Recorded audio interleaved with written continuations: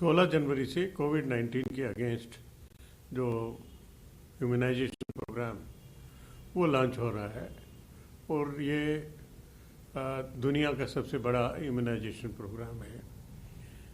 तो सबसे पहले 3 करोड़ फ्रंटलाइन वॉरियर्स मेडिकोज हैं और दूसरे एसेंशियल सर्विसेज के लोग जुड़े लोग हैं, उनको मुफ्त में इम्यूनाइजेशन किया जाएगा, वैक्सीन दिया जाएगा। लेकिन सवाल आज भी हल नहीं हुआ। जो मांग है लोगों की कि घोषणा करनी चाहिए कि जो गरीब हैं, जो मज़दूर हैं, जो किसान हैं, उनको मुफ्त में वैक्सीन दिया जाएगा, ये घोषणा होनी चाहिए। और पता नहीं क्यों मोदी जी या उनकी सरकार के लोग इससे बचते क्यों जा रहे हैं, क्योंकि ये एक ऐसा पहलू है जिसे हर हालत में मुफ्त में वैक्सीन गरीबों को मिलना चाहिए। देखिए, आज हमारे राष्ट्रीय अध्यक्ष श्रीमती सोनिया गांधी जी के निर्देशन पर केसी वेणुगोपाल जी जो जनरल सेक्रेटरी संगठन है, उन्होंने बैठक ली थी जिसमें सभी general secretaries, AICC general secretaries और स्टेट इंचार्जेज सब मौजूद थे। और ये निर्णय लिया गया कि किसानों को पूरा समर्थन दिया जाए और उसके समर्थन के लिए हर राज्य में प्रदेश कांग्रेस कमेटी के द्वारा प्रदेश मुख्यालय पर एक आंदोलन किसान अधिकार दिवस के रूप में मनाया जाएगा और अंत में राजभवन घेराव करने का भी प्लान किया है, ऐसा निर्णय लिया गया है।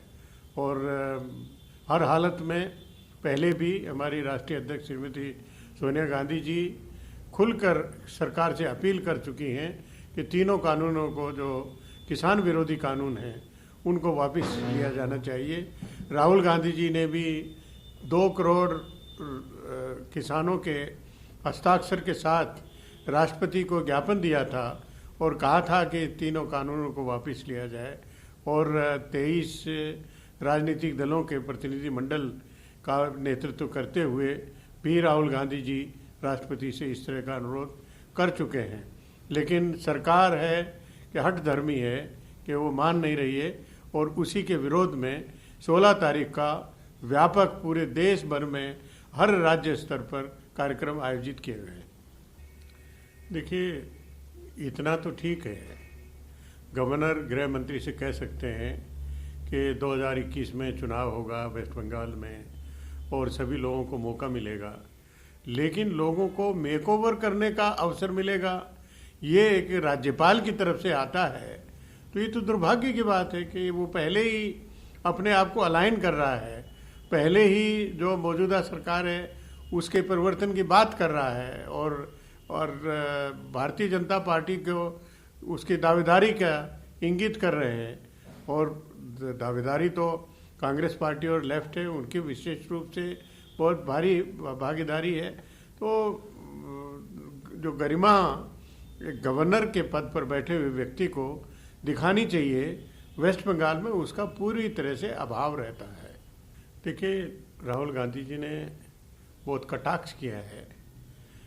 जो नरेंद्र मोदी जी बार बार अपनी सरकार की तारीफ करते हैं, तो उन्होंने बताया है, राहुल जी ने बताया है कि ऐतिहासिक विकास है कि जब GDP -7.7% है, जब जो पर कैपिटा ग्रोथ वो -5.4 है और जो बेरोजगारी है वो 9% से ज़्यादा बढ़ोतरी है। तो इस तरह से जो मुख्य रूप से जो मानक होने चाहिए विकास के, उन सब में विपरीत मानक हैं। और ये दुर्भाग्य की बात है कि सरकार उसको समझने की बात नहीं कर रही। जो विशेषज्ञों के माध्यम से, विशेषज्ञों से वार्ता करके राहुल जी के साथ में जो बातें उभर के आई थी कि गरीबों को, किसानों को वो सीधा पैसा देना चाहिए, उनके खाते में सीधा जाना चाहिए ताकि डिमांड जनरेट हो, इकोनॉमी उससे में सुधार आए। लेकिन सरकार विपक्ष की तरफ से अगर अच्छी भी बात बताई जा रही है, उसका संज्ञान लिया नहीं जाता, ये दुर्भाग्य है। कन्वर्जन को लेकर देखिए, वैसे तो फ्रीडम ऑफ रिलीजन की बात करते हैं, लेकिन जो वास्तविकता ये है कि प्रतिबंध लगाने की कोशिश करते हैं। ये व्यक्तिगत जो आज़ादी है, व्यक्तिगत स्वतंत्रता है, उसके ऊपर भी प्रतिबंध है और एक वर्ग विशेष से, एक धर्म विशेष को एक इंगित करते हुए उन पर उनको अपमानित करने के लिए, उनके ऊपर प्रतिबंध लगाने के लिए ये सब पूरा किया गया है। पहले उत्तर प्रदेश में कानून बना और फिर मध्य प्रदेश में भी जो कानून बनाया था उसको गृह मंत्रालय ने नोटिफाई कर दिया है। लेकिन सवाल यही है कि केंद्र सरकार के द्वारा इसका संज्ञान लिया नहीं गया, तो सुप्रीम कोर्ट और हाई कोर्ट्स में इसको विशेष रूप से टिप्पणी की है और इसके ऊपर रिपोर्ट मांगी है कि क्यों इस तरह से धर्म की स्वतंत्रता का उल्लंघन इसके माध्यम से किया जा रहा है। देखिए, गवर्नर, वो भी वेस्ट बंगाल के गवर्नर, उनकी कार्यशैली, उनके जो स्टेटमेंट्स, उनकी टिप्पणियाँ, वो पूरी तरह से राजनीतिक होती हैं। और ये दुर्भाग्य की बात है कि ऐसे संवैधानिक पद पर बैठे हुए व्यक्ति इस तरह से उनका अपना आचरण होगा। वो लैंड ऑर्डर की बात करते हैं, वो डीजीपी की वर्किंग के बारे में बात करते हैं, वो अलकायदा का बढ़ते हुए प्रभाव की बात करते हैं।